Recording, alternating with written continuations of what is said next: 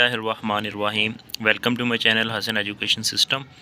Today our topic is Compton effect FSC second year chapter 19 dawn of the modern physics को हमने start किया हुआ था. Very most important easy and simple notes आप लोगों के साथ शेयर कर रहा हूँ.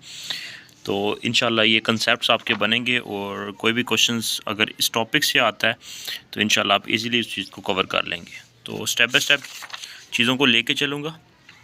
तो कंपाउंड इफेक्ट होता क्या है बेसिकली इसमें होता ये है कि एक एक्सरे फोटोन्स होता है, उसको जब हम किसी भी एटम के ऊपर फार करवाते हैं तो एक्सरे फोटोन जो अपनी एनर्जी जो होती है पार्शली उस एटम के इलेक्ट्रॉन्स को दे देता है.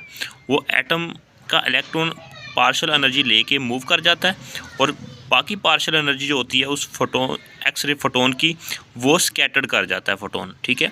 और इंसिडेंट फोटोन और स्कैटर्ड फोटोन की एनर्जी के अंदर डिफरेंस आ जाता है, मतलब एक चेंज आ जाता है क्योंकि उसने अपनी कुछ एनर्जी उस इलेक्ट्रॉन को दे दी. ठीक है. तो इसलिए हम कहते हैं कि जो स्कैटर्ड फोटोन होता है उसकी वेवलेंथ ज़्यादा होता है as compared to incident photon. यही इसकी डेफिनेशन है बेसिकली.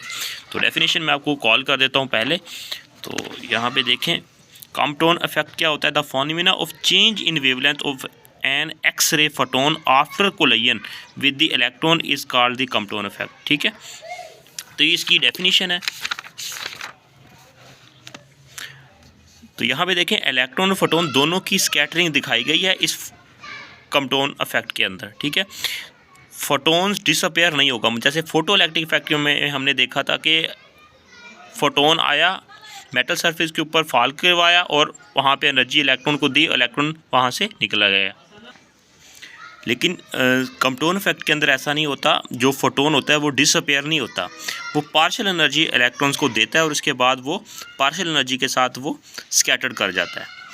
तो observe by the Arthur Kohli ने इसको ऑब्जर्व किया था और जो कि फोटोन स्कैटर करेगा इसकी एनर्जी कम होगी. ठीक है. उसने कहा था कि जो फोटोन आएगा और इलेक्ट्रॉन के साथ उसके स्ट्राइक करेगा और उसके बाद उसको कुछ एनर्जी देगा और बाकी जो होगा वो फोटोन स्कैटर कर जाएगा विद डिफरेंट एंगल के साथ.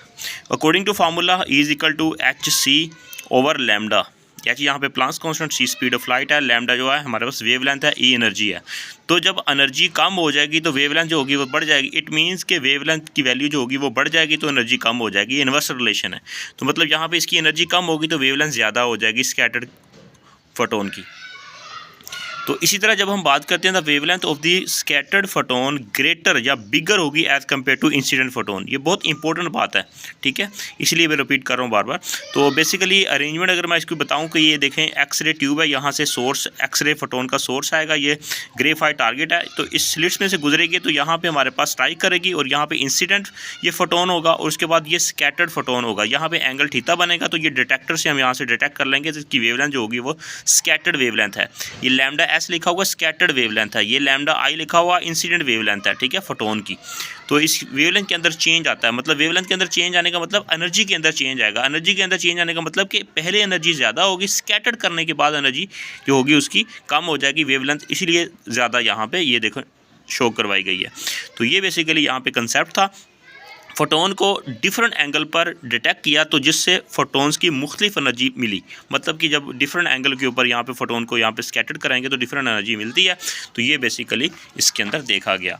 तो लैम्डा चेंज इन लैम्डा के लिए जो फार्मूला बनाया गया था उसके लिए कौन कौन से फार्मूलाज को यूज़ किया गया था. Law of conservation of energy, law of conservation of momentum. इन लॉज को यूज़ करके फार्मूला बनाया गया. कंपाउंड ने फार्मूला जो ड्राइव किया वो था del lambda is equal to H over M naught C 1 minus cos theta into. तो ये बेसिकली हमारे पास कंसेप्ट फार्मूला ड्राइव किया गया था. M not rest mass of electron है, C स्पीड ऑफ लाइट है, H प्लांक्स कांस्टेंट है, तो 1 माइनस कोस थीटा. तो ये इस कांस्टेंट की वैल्यूज़ को जब हम पुट करते हैं तो इसकी कांस्टेंट की वैल्यू आती है 2.43 पिकोमीटर आती है. ठीक है. तो ये बेसिकली इसकी अगर डिमेंशंस निकालते हैं तो ये मीटर की इक्वल आएगी इसकी डिमेंशन, क्योंकि ये हमारे पास लेफ्ट साइड पे लैम्डा है तो लैम्डा का यूनिट मीटर होता है तो मीटर इसकी डिमेंशन बनेगी. तो यहाँ पे डेल वाई जो है ये बेसिकली है यहाँ पे कंपाउंड शिफ्ट कहते हैं इसको, और कंपाउंड वेवलेंथ भी इसको कहा जाता है. Change in wavelength of photon भी इसको कह सकते हैं. तो थीटा जो है ये बेसिकली यहाँ पे angle of the scattering for photon है. यहाँ पे एंगल थीटा जो है स्कैटरिंग फॉर फोटोन है. तो जब देखेंगे कि फोटोन 3 मुख्तलिफ डायरेक्शन में जब स्कैटर करता है तो कंपाउंड शिफ्ट के अंदर क्या तब्दीली आती है, मतलब कि जब फोटोन डिफरेंट एंगल के ऊपर ये स्कैटर करेगा तो उस वक्त देखेंगे कि डेल लैम्डा के अंदर क्या चेंज आता है, ठीक है, कितना वहाँ के अंदर कंपाउंड शिफ्ट के अंदर चेंज आएगा। इसके लिए बेसिकली हम 3 मेजर केसेस देखेंगे।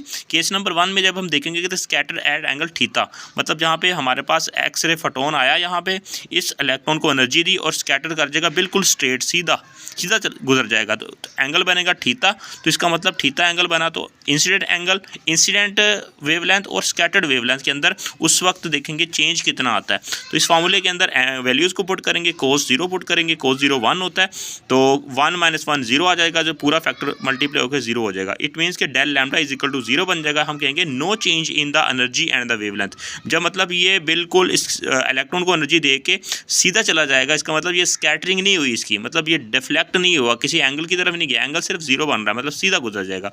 एंगल 0 बनेगा, इट मीन्स कि एनर्जी के अंदर और वेवलेंथ के अंदर कोई चेंज नहीं आएगा। तो हम कहेंगे so compound shift del lambda is equal to 0, इसके अंदर कोई चेंज नहीं आता।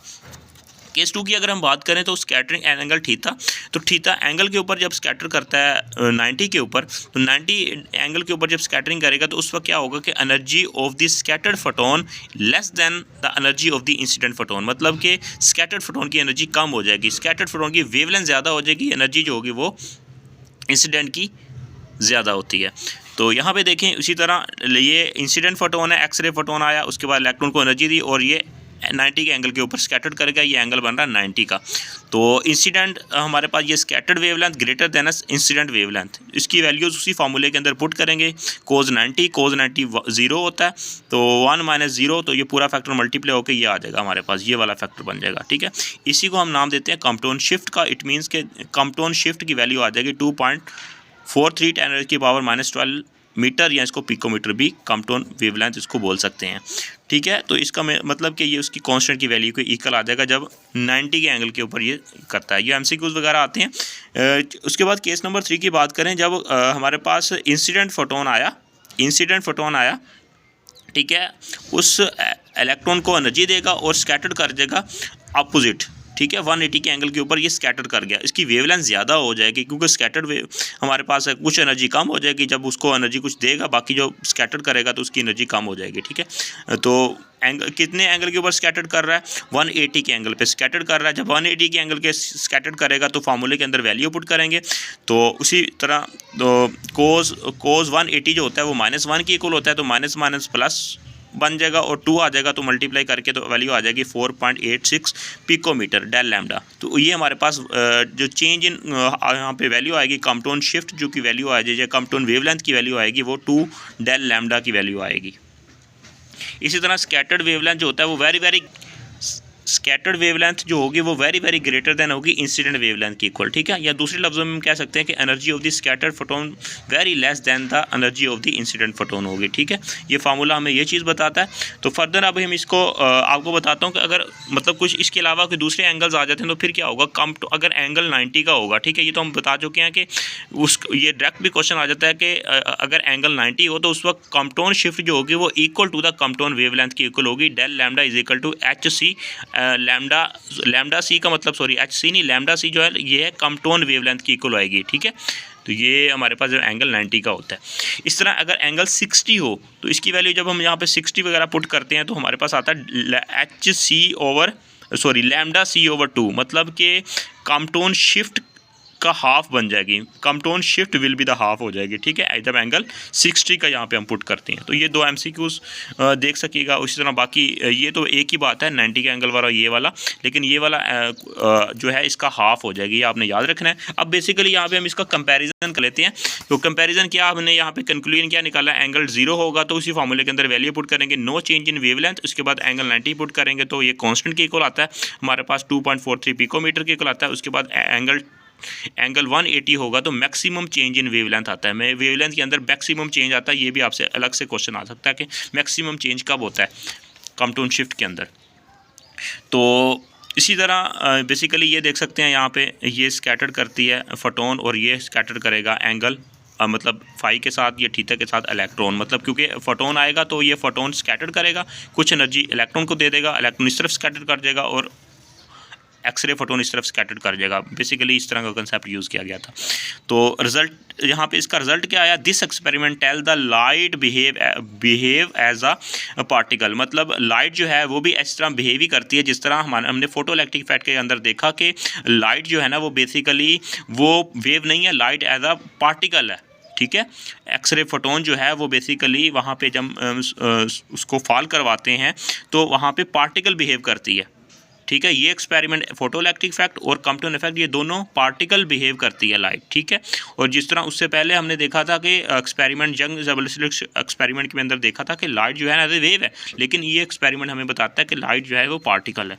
तो ये डेफिनेशन मैं आपको बता चुका हूँ, ये इसका फार्मूला है। तो derivation of this formula based upon the law of conservation energy and momentum, तो ये वो बहुत इंपॉर्टेंट फार्मूला आपने याद रखना है। और एंगल डिफरेंट एंगल के ऊपर वेवलेंथ के अंदर चेंज आता है। तो इसी कम्पटन को नोबेल प्राइज़ मिला था 1927 में। Very very most important easy and simple notes. तो इसका PDF भी ले सकते हैं, कमेंट सेक्शन में कमेंट कीजिएगा। चैनल पर नहीं तो चैनल को सब्सक्राइब कर लें। इंशाल्लाह मिलते हैं किसी नई वीडियो में। नेक्स्ट टॉपिक जो होगा हमारा इंशाल्लाह टारगेट जो होगा वो होगा हमारा pair production, very most important topic. Take care.